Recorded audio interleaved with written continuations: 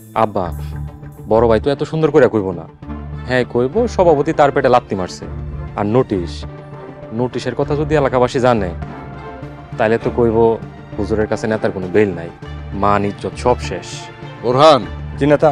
মোস্তফারে notice দে, 24 ঘন্টার মধ্যে ওরা গ্রাম ছাড়তে কর। ঠিক আছে নেতা। এইবার খেলা জমব, বড় ভাই বুঝবো নেতা কি জিনিস।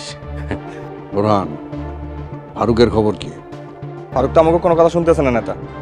রাইতে আমি যাব, বুঝতে পারছি এত সহজে কর্ম হাসিল হইব না। জি আচ্ছা, আসসালামু আলাইকুম।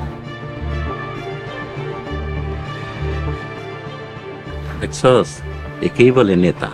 নেতা ঠিক নেতার মতো কাম করছে। নেতা, এই বেলা তাইলে আমরা আসি। ঠিক আছে, আসসালামু আলাইকুম।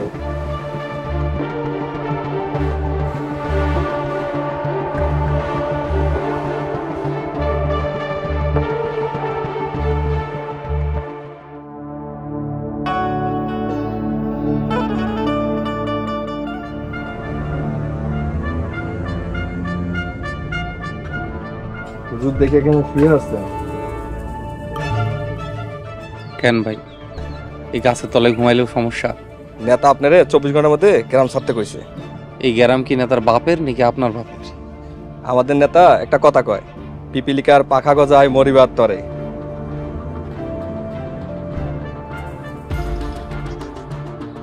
হুজুর বেশিবার বাইরেন না, অনেক সম্মান দেখাইছি। আর না, কথা না শুনলে নগদের উপর সাইজ করে ফেলাম একদম। আপনার নেতারে যায় কোয়েন এই মোস্তফা গ্রাম ছাড়বো না। হুজুর সাবধান কইলাম। ও বোরহান ভাই, আপনার নেতারে যায় কোয়েন সে কিন্তু এখন আমার নোটিশের জবাব দেয় নাই। সময় কিন্তু মাত্র 2 দিন আছে, তারে স্মরণ করাইয়া দিয়ে।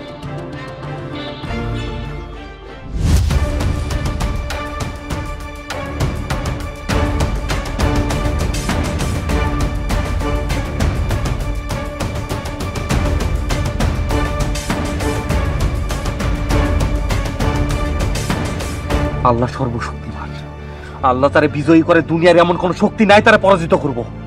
আপনার নেতারে কয়া দিয়ে, সময় মাত্র 2 দিন।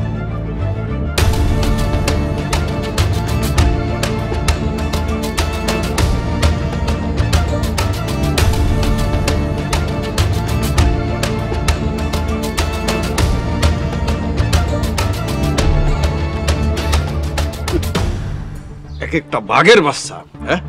3 জন মানুষ, একজন মানুষের কাছে মাইর খেয়ে এসেছ, আয় আবার আমার সামনে দাঁড়াইছস। এই তবু লজ্জা করে না? লজ্জা করে না? লজ্জায় তো আমার বইরা যেতে ইচ্ছা করতেছে। নেতা, এই সুযোগে মুস্তাফা হুজুরের নামে একটা মামলা করে দেই। মামলা করবি? খুব ভালো কথা কইলি। হ্যাঁ, মামলার বিবরণে কি লিখবি? 3 জন মানুষ একজনের কাছে মাইর খেয়ে এসেছ, আর যদি জানতে চাই কেন মারামারি করছস তখন তো সবকিছু বাইর হয়ে যাবে। তখন তো এই সমাজের কাছে মুখ দেখাইতে পারবো। নেতা, মুস্তাফা হুজুরের হাতে কড়া মাইর খাইছি। মাইর খেয়ে কি চুপচাপ হজম করবো? আপাতত হজম কর, আমি সময় হতে আমি এটা সুদে আসলে কড়াই ঘন্টা হিসাব নিয়েছি। বেদার বাড়িতে যাও। আসসালামু আলাইকুম।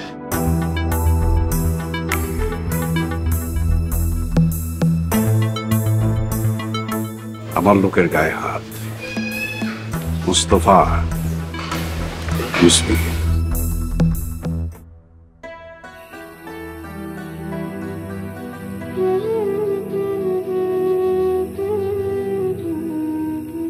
মুস্তফা,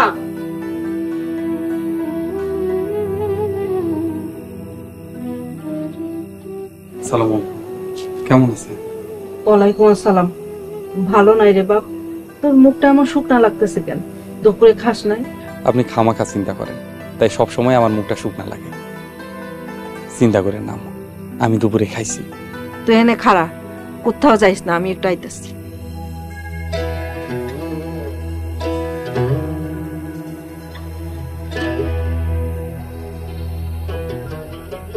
এই প্লেটে ভাত আর তরকারি আছে, তুই ঘরে বয়ে খাইস। থাক আম্মা, আপনি আমারে ভাত দিতেছেন দেখলে ওরা সবাই আপনারে বকবো। আমি আমার ভাগের ভাত তরকারি তোরে দিতেছি, কারো কিছু করার সাধ্য নাই। আমার আম্মা না খায় থাকবো আর আমি খাইয়া ঘুমামো, এটা কেমনে হয় আম্মা? বাবারে, তুই খাইলে অনেকদিন পর আমি শান্তিতে ঘুমাইতে পারবো। আম্মা, আপনার আব্বাই কইছে মোস্তফা ভাইরে খাওয়ান দিতে না, তারপর আপনার কেন হারে খাওয়ান দিতেছেন? আপনি কেমন মা আমি বুঝলাম না, আব্বার কথা শুনেন না? মুন্না, তোগো বাড়ি ভাত আমি ছুই নাই, খামাখা আম্মারে কথা শুনাইস না। তুমি চুপ করো বড় ভাই, তুমি তোমার ঘরে যাও। আম্মা, আব্বার মাইজা ভাই আহুক আজকে, তারপর আপনার বিচার হইব। তুই আম্মার বিচার করবি? হ্যাঁ করমু।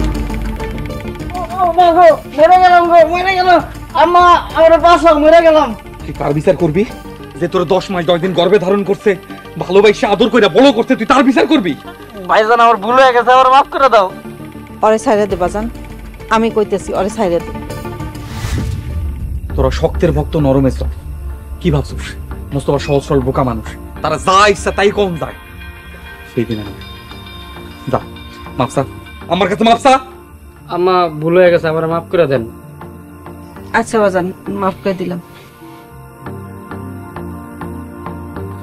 আয় ঘরে।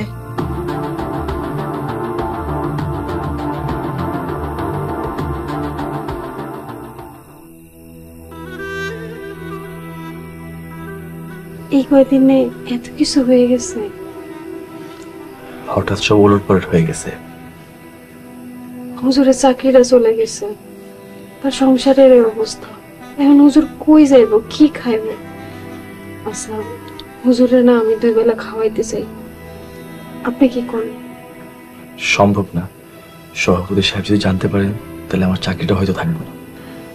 হায় আল্লাহ, এটা কি কন? তাইলে একটা কাজ করি, আমরা গোপনে তারে খাওয়াই, আপনি তারে ফোনে যোগাযোগ করে এরপরে তারে খাওয়াই। এটাও সম্ভব না। হুজুরে কত করে কইছে একটা ফোন কিনেন, ওনার একটা ফোনও নাই। তিনি সবসময় কইতেন তার ছোট ভাই বিদেশ থেকে আইলে তার লেগে ফোন নিয়ে আসবো, কিন্তু তার ছোট ভাই এসে ফোন আছে নাই। তিন যা বেতন পাইতেন পুরোটাই তার পরিবারে দিয়ে দিতেন। আরে এমন ভালো মানুষটার আজকে এই অবস্থা। আসসালামু আলাইকুম। ওয়ালাইকুম আসসালাম। সামনে আসো। রুনা, ঘুরে যাও।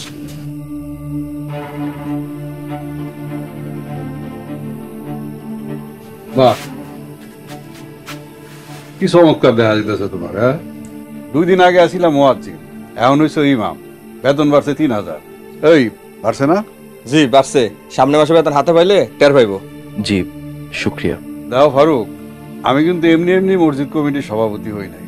এই মসজিদের যে জায়গা সেটা আমার দাদায় দান করছে, আর মসজিদ পাকা করার পিছনে আমার আব্বার বিশেষ অবদান আছে। জি। তুমি নিশ্চয়ই বুঝতে পারতেছ, এই গ্রামে, শুধু এই গ্রামে কেন, আশেপাশে 10 গ্রামের লোকজন আমারে মানে, আমারে সম্মান করে, আমারে ভালোবাসে। এই সব কিছু হচ্ছে আল্লাহর ইচ্ছা। তা তো অবশ্যই, সব মহান আল্লাহ তাআলার ইচ্ছা। আশেপাশে 10 গ্রামের লোকজন শুধু যে মানে তা না, আমার কথা কিন্তু নাও করতে পারে না। তুমি তো সামান্য, যাই হচ্ছে, বোরহান তোমারে কিছু কইছে? জি বলেছে, কিন্তু তিনি যা বলেছে তা মারাত্মক অন্যায়। একজন আলেমের বিরুদ্ধে এমন মিথ্যা অপবাদ দিলে আল্লাহর আরশ পর্যন্ত কাঁপা উঠবে।